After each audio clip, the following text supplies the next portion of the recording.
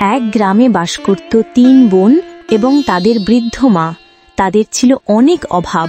এই রে, আজও চুলায় কিছু পড়েনি। মা সারাদিন না খেয়ে আছে। বড় দিদি সারাক্ষণ কাজ করে করে হাড় ভাঙা খাটুনি খায়। তবুও সংসারের অভাব যেন দিন দিন বেড়েই চলে। হ্যাঁ রে, আমাদের ঘরে আনন্দ বলে কিছুই নেই। বড় দিদি কষ্ট করে যা আয় করে সবটা তো চাল ডালেই শেষ হয়ে যায়। আমি ভাবছি আমরা বসে থেকে আর কতদিন দেখব। তোর মুখে এমন কথা শুনে অবাক লাগছে। তুই কি ভাবছিস আমরা কিছু করতে পারবো নাকি? আমাদের তো পুঁজি বলতে ওই একটি মাত্র ছাগলটাই আছে। এই তো ওই ছাগলটাই আমাদের ভরসা হতে পারে। আমরা যদি ওটাকে বিক্রি করি কিছু টাকা হাতে আসবে। ওই টাকায় আমরা ছোট একটা ব্যবসা শুরু করতে পারি, বুঝলি? ব্যবসা? কিন্তু কি ব্যবসা করবি বলতো? এত সহজ নাকি? টাকাটা নষ্ট হলে কি হবে? তবুও তোর মুখে শুনে একটুখানি আশার আলো দেখছি। আমি ভাবছিলাম আমরা গ্রামের হাটে মিষ্টি বা পিঠা বিক্রি করতে পারি। মা তো খুব ভালো রান্না জানে, দিদিও সাহায্য করবে নিশ্চয়ই। তাতে প্রতিদিন একটু না একটু লাভ হবেই। তুই ঠিকই বলছিস বোধহয়। আমরা চেষ্টাই করিনি কোনোদিন, তাই তো এগোতে পারিনি। আচ্ছা, রাতে বড় দিদি এলে ৩ জন মিলে বসে ভালো করে ভেবে দেখি। ঠিক আছে, তুই বলিস না যেন এখনই কিছু। রাতে সবাই মিলে ঠিক করব কিভাবে শুরু করা যায়। আজ মনে হচ্ছে আমাদের জীবনে নতুন কিছু শুরু হবে রে। সন্ধেবেলায় বড় বোন কুসুম সারাদিন কাজ করে ক্লান্ত হয়ে বাড়িতে আসে। উফ, সারাদিন পরিশ্রম করে এলাম, পা দুটোই আর চলছে না। তোমরা কি করছিলে আর সারাদিন? দেখছি তোমাদের চোখে একরকম ঝিলিক। কোনো খবর আছে নাকি? আচ্ছা দিদি, আজ আমরা দুজনে একটা নতুন ভাবনা ভেবেছি। তুই প্রতিদিন পরিশ্রম করিস, কিন্তু সংসার তো আর ঠিকছে না। তাই ভাবলাম আমরাও যদি কিছু করি। তাই নাকি? শুনে ভালো লাগছে রে। বলো দেখি, কি করতে চাস তোরা? আমাদের হাতে তো কিছুই নেই বললেই চলে। ঠিক সেটাই ভেবেই একটা বুদ্ধি মাথায় এসেছে দিদি। আমাদের ছাগলটা বিক্রি করে দিলে কিছু টাকা পাওয়া যাবে। ওই টাকা দিয়ে ছোট একটা ব্যবসা শুরু করা যায় না? ছোটটা আজ একদম ঠিক বলেছে।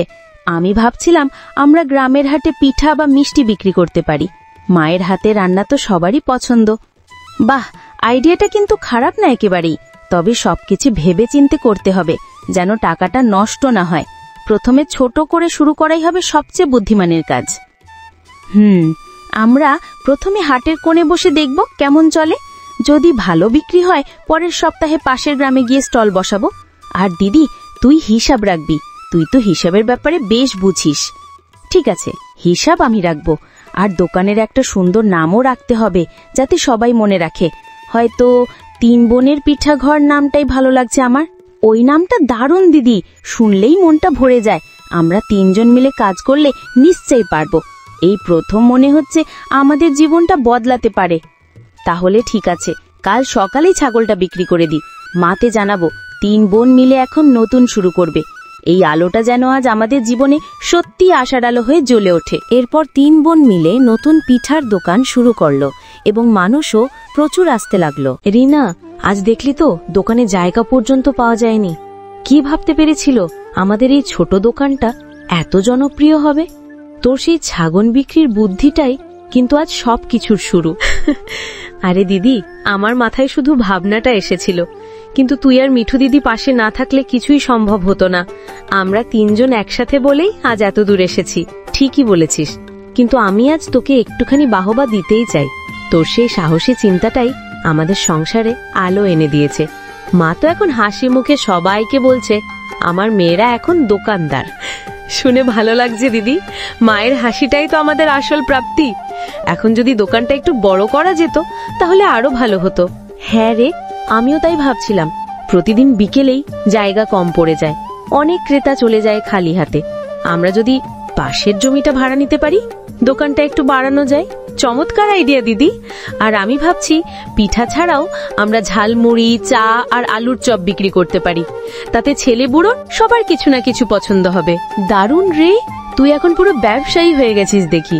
তবে হ্যাঁ, আমাদের চাই একটা বড় সাইনবোর্ড, ৩ বোনের পিঠা ঘর। লাল আর হলুদ রঙে লিখব, যেন হাট থেকে দেখেই সবাই চেনে।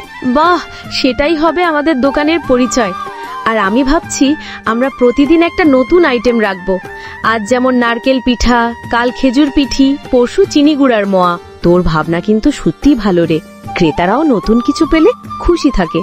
আর আমি হিসাব রাখবো যেন লাভের অঙ্কটাও বাড়তে থাকে। দিদি, যদি আমাদের দোকান একদিন শহর পর্যন্ত চলে যায়, ভাবতো 3 বোনের পিঠাঘর যদি একাধিক শাখা খুলে, মা গর্ভে চোখে জল নিয়ে বলবে আমার মেয়েরা সফল। তুই এমন করে বলিস না রে, কেঁদে ফেলবো মনে হয়। আমি তো ভাবতেই পারিনি এতটুকু মেয়েটা এমন বড় স্বপ্ন দেখবে। তোর বুদ্ধি আর আমাদের পরিশ্রম, এই জুটি আমাদের শক্তি, আর তোর আশীর্বাদই আমাদের সৌভাগ্য। দিদি চল, কালই পাশের জমির মালিকের সাথে কথা বলি। এই দোকানটা শুধু দোকান না, এটাই এখন আমাদের জীবনের স্বপ্ন।